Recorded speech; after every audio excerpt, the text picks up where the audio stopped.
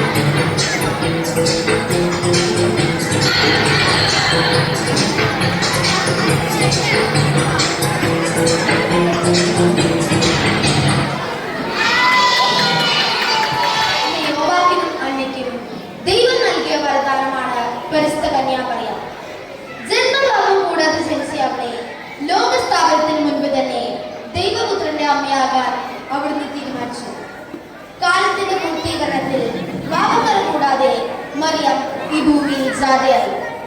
ദൈവമാതൃത്വം ഉദരത്തിൽ വഹിച്ച അവൾ ഭൂമിയിലെ സകല മാനവകുലത്തിനും അമ്മയായി. പുൽക്കൂട് മുതൽ ഗാഗുൽത്താ വരെ നീളുന്ന ചരിത്രയാത്രയിൽ ഉണ്ണീശോയുടെ ജന്മം മുതൽ അവിടുത്തെ കുരിശുമരണം വരെ ദൈവമാതൃത്വം മാനവകുലത്തിന് സമർപ്പിച്ചു. വിശുദ്ധ യോഹന്നാന്റെ സുവിശേഷത്തിൽ തന്റെ പ്രിയപ്പെട്ട ശിഷ്യനെ നോക്കി ഇതാ നിന്റെ അമ്മ എന്ന് പറഞ്ഞ തന്റെ അമ്മയെ ഈശോ ലോകത്തിന് സമർപ്പിച്ചു.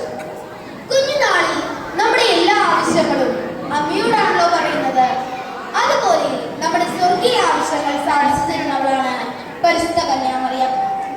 കുഞ്ഞുനാളിൽ തന്നെ തന്റെ അമ്മയെ നഷ്ടപ്പെട്ട വിശുദ്ധ ജോൺ പോൾ രണ്ടാമൻ മാർപ്പാപ്പ പറഞ്ഞത്, എനിക്ക് എല്ലാ കാര്യത്തിലും അമ്മയുണ്ട് കൂട്ടിന്, അത് സ്വർഗീയ അമ്മയാണ്. നന്മ നിറഞ്ഞ മറിയമേ എന്ന് ചൊല്ലുന്ന നമ്മൾ അമ്മയുടെ സ്വർഗീയ സാന്നിധ്യം അനുഭവിച്ചറിയാം. പ്രിയ കൂട്ടുകാരെ, ദൈവം ലോകത്തിൽ വലിയ കാര്യങ്ങൾ ചെയ്യുന്നത് എളിമയുള്ളവരിലൂടെയാണ്. പരിശുദ്ധ കന്യാമറിയത്തിന് ഇവയെല്ലാം സാധിച്ചത് എളിമയും അനുസരണവും നല്ല മനസ്സിനുള്ളത് കൊണ്ടാണ്. നമുക്കും മാതാവിന്റെ പാദമിലൂടെ വിസ്തയിലൂടെ വളരാൻ വേണ്ട കൃപാരത്തിനായി പ്രാർത്ഥിക്കാം. ഏവർക്കും സ്വർഗാരോഹണ തിരുനാളുടെയും സ്വാതന്ത്ര്യ ദിനത്തിന്റെയും മംഗളങ്ങൾ നേരുന്നു. നന്ദി. ജയ് ക്രൈസ്റ്റ്. ജയ് ഹിന്ദ്.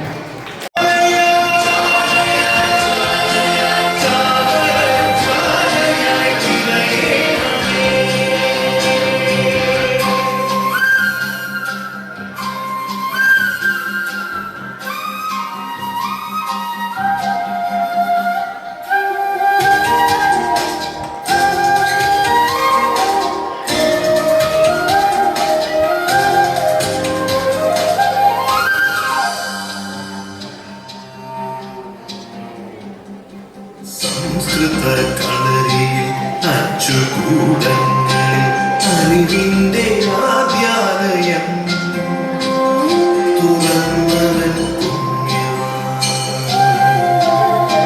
സംസ്കൃത കളരിയിൽ അച്ചുകൂടങ്ങളിൽ അറിവിന്റെ ആദ്യാലയം തുറന്നവൻ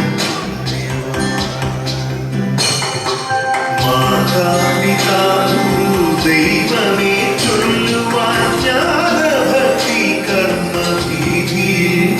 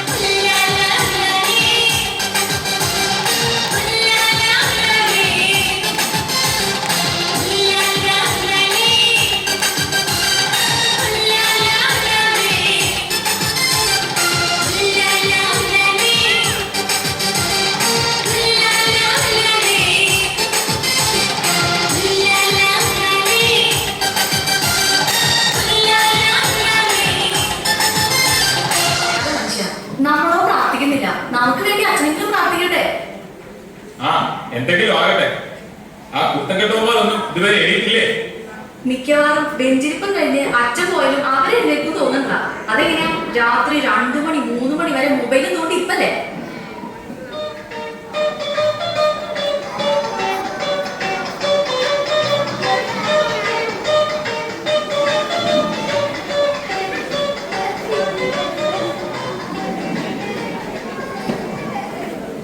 സമയം 12 മണി ആയതേ ഉള്ളല്ലോ.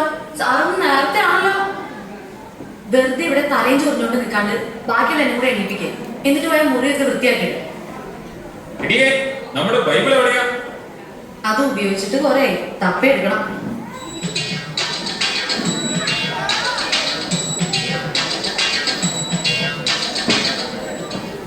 എല്ലാവരോടുമായിട്ട് പറയാം, വേഗം ബൈബിള് തപ്പിയെടുത്തോ.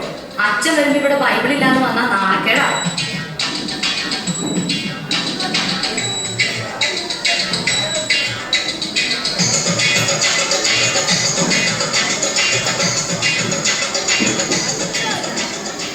എടി, നീ ആ അപ്പുറത്തെ ശാന്തമ്മയുടെ വീട്ടിൽ പോയിട്ട് ബൈബിൾ വാങ്ങിട്ട് പോന്നെ. എന്തിനാ അമ്മ ശാന്തി ആന്റിയുടെ വീട്ടിൽ പോകുന്നത്? ഞാൻ മേരി ആന്റിക്ക് കരുതലിയാക്കി. കഴിഞ്ഞ ആഴ്ച അവരുടെ പട്ടി നമ്മുടെ പൂച്ച ഓടിച്ചെന്ന് പറഞ്ഞ് ഞാൻ വഴക്കുണ്ടാക്കിയില്ലേ? അന്ന് പുറത്ത് പറയാൻ കൊള്ളാത്തൊക്കെ ഞാൻ അവളെ വിളിച്ചതാ. മാത്രമല്ല അവളുടെ സ്വഭാവം മോശം. നീ വേഗം പോയിട്ട് ശാന്തമ്മയുടെ അടുത്തുനിന്ന് വാങ്ങിട്ടോ.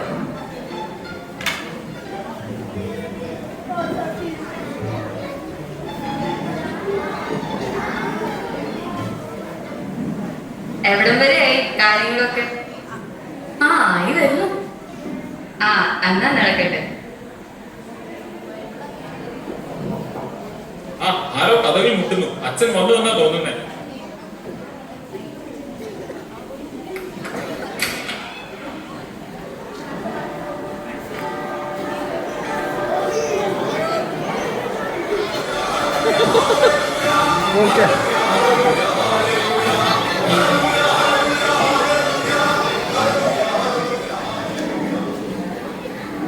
ഈശോമിശിഹായ്ക്ക് സ്തുതിയായിരിക്കട്ടെ. എന്നാ അച്ഛാ ഇരിക്കാം. ഒരാളെ കൂടെ കാണാനുണ്ടല്ലോ. അമ്മച്ചി എന്തി? എടി അമ്മു, നീ പോയി വല്യമ്മയെ വിളിച്ചോണ്ട് വാ.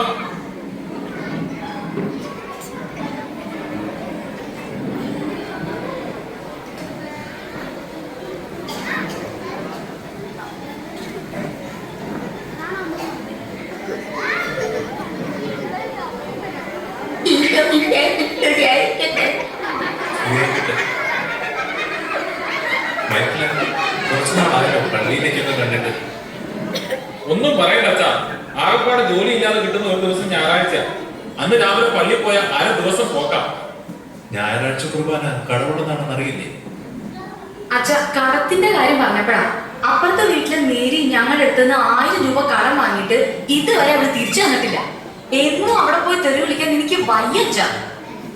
ആ കടമല്ല, ഞായറാഴ്ച കുർബാന നന്നായി ഒരുങ്ങി പങ്കെടുക്കണം എന്നാണ് ഉദ്ദേശിച്ചത്. അച്ഛൻ ആ പറഞ്ഞത് നേരാ. ഈ ഇടവകയില് ഏറ്റവും നന്നായിട്ട് ഒരുങ്ങി വരുന്നത് ഞാനാ. എടാ മോനെ, നിന്നെ പള്ളിയിലോട്ടൊക്കെ കണ്ടിട്ട് കുറെ നാളായല്ലോ. ലാസ്റ്റ് എന്താ വെച്ചാ പള്ളി ഫുഡ് ഉണ്ടായിരുന്നു. ഓണത്തിനല്ലേ? ആ എന്നാ വന്നേ. ഓണത്തിന് മാത്രം പ്രത്യക്ഷപ്പെടാൻ നീ ആരാണ്? മാവേലി. നിന്റെ കാര്യം എങ്ങനെയാടി? ഇൻട്രസ്റ്റ് ഇല്ലാത്തോണ്ടല്ല അച്ഛാ, ഭയങ്കര തിരക്കാ. രാവിലെ ബാഡ്മിന്റൺ ക്ലാസ്, ട്യൂഷൻ, പിന്നെ വൈകുന്നേരം ഡാൻസ് ക്ലാസ്. ഒട്ടും സമയമില്ല. അപ്പൊ ചുരുക്കി പറഞ്ഞ ഇതിനിടയ്ക്ക് ഒഴിവാക്കാൻ പറ്റുന്നത് പള്ളിയും കുർബാനയും മാത്രമാണ് അർത്ഥം. അപ്പൊ നീയോ? അച്ഛൻ ഞാൻ പള്ളിയിൽ വരാറുണ്ട്. അച്ഛൻ കാണാത്ത. അങ്ങനെയാണെങ്കിൽ അടുത്ത ആഴ്ച മുതൽ നിന്നെ പള്ളി മുമ്പിൽ കണ്ടോണം. മക്കളെ, ഈ കുർബാനയ്ക്കും സൺഡേ സ്കൂളിലൊക്കെ നമ്മുടെ ജീവിതത്തിൽ വലിയ പ്രാധാന്യമുണ്ട്. അങ്ങനെ പറഞ്ഞു കൊടുക്കച്ച. ഞാൻ പറഞ്ഞവർക്ക് ഒരു അനുസരണയില്ല. അതിന് നിങ്ങൾ ഞായറാഴ്ചയും വരാറുണ്ടോ? ഇല്ലച്ച, സൗകര്യത്ത് വരുമ്പോ വരാറുണ്ട്. കുടുംബ പ്രാർത്ഥനയെങ്കിലും ഉണ്ടോ? അതങ്ങനെയല്ല അച്ഛാ. വർക്ക് കഴിഞ്ഞ് വന്ന് ഇതൊന്നും സമയം കിട്ടില്ല. പിള്ളേരുടെ കാര്യമാണെങ്കിൽ ട്യൂഷൻ ഇല്ലാതെ അവരെ എവിടെ എത്തിക്കാനും പറ്റില്ല. അച്ഛൻ ട്യൂഷൻ മാത്രമല്ല, എൻട്രൻസ് കോച്ചിങ് കൂടെ ഉണ്ട്. എന്റെ മക്കളെ, നിങ്ങൾക്ക് ഇതിനിടയ്ക്ക് ഭക്ഷണം കഴിക്കാൻ സമയം കിട്ടാറുണ്ടോ? ഭക്ഷണം മുടങ്ങിയാലും കുളി മുടങ്ങിയാലും ട്യൂഷൻ മുടങ്ങാൻ പാടില്ല. അതാണ് ഇവിടുത്തെ. എന്റെ ദൈവമേ, ഇതിലും നല്ലത് പൂകാട്ടെ.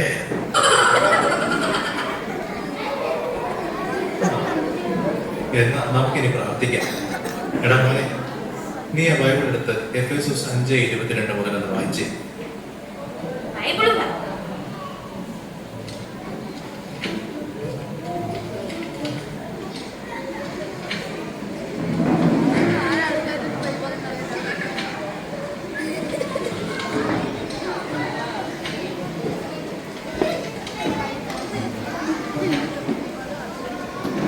ഓ, കഷ്ടപ്പെടണ്ട, ഞാൻ തന്നെ പറയാം. മക്കളെ, ഇപ്പോൾ നമ്മൾ കൈത്താക്കാലത്തിലാണല്ലോ. കൈതകാലം ഇപ്പൊ മഴക്കാലല്ലേ? മിണ്ടാതിരിക്കാൻ പറഞ്ഞിട്ട് കാര്യമില്ല. വേദപാഠത്തിന് ബന്ധപ്പെടാതെ ട്യൂഷന് വിട്ടു കഴിഞ്ഞാൽ അവരിതൊക്കെ എങ്ങനെ അറിയും? കൈത്താകാലം എന്ന വിളവെടുപ്പിന്റെ കാലം എന്നാണ്. നമ്മളിൽ നിന്ന് ദൈവം ഫലം ആവശ്യപ്പെടുന്ന കാലം. എന്നാൽ നമ്മളോ ഇന്ന് ലോകത്തിന്റെ ഫലങ്ങളുടെ പുറകെയാണ്. ഞായറാഴ്ചയും പറ്റുമ്പോഴൊക്കെ നിങ്ങൾ കുർബാന കൂടാൻ കഴിയുന്നു. പിന്നെ കുടുംബ പ്രാർത്ഥനയും മുടക്കരുത്. ഇതൊക്കെ പറ്റുന്ന കാര്യമാണോ അച്ഛാ? ഇതൊക്കെ നമുക്ക് പറ്റണം. ദൈവത്തിനായിരിക്കണം നമ്മുടെ ജീവിതത്തിൽ ഒന്നാം സ്ഥാനം. ഇവിടെ നമ്മൾ ഉണ്ടാക്കുന്ന പേരും പെരുമയും ഒന്നും മരിച്ചാൽ നമുക്ക് കൊണ്ടുപോകാൻ പറ്റത്തില്ല. മക്കളെ ദൈവത്തിലേക്ക് നയിക്കേണ്ടതും മാതാപിതാക്കളുടെ ഉത്തരവാദിത്വമാണ്. ഇനി നിങ്ങളെല്ലാം സ്ഥിരമായി പള്ളിയിൽ കണ്ടെങ്കിൽ ഞങ്ങൾക്ക് തെറ്റ് പറ്റിപ്പോയ അച്ഛാ, ഞങ്ങൾ മനസ്സിലാക്കുന്നു. ഇനി മുതൽ ദൈവത്തിനായിരിക്കും ഞങ്ങളുടെ ജീവിതത്തിൽ ഒന്നാം സ്ഥാനം. ഞായറാഴ്ച കുർബാന ഞങ്ങൾ മുടക്കത്തേയില്ല. കുടുംബ പ്രാർത്ഥനയും മുടക്കില്ല അച്ഛാ. Praise the Lord. ഇന്ന് ഈ കുടുംബത്തിന് രക്ഷ കഴിഞ്ഞിരിക്കുന്നു.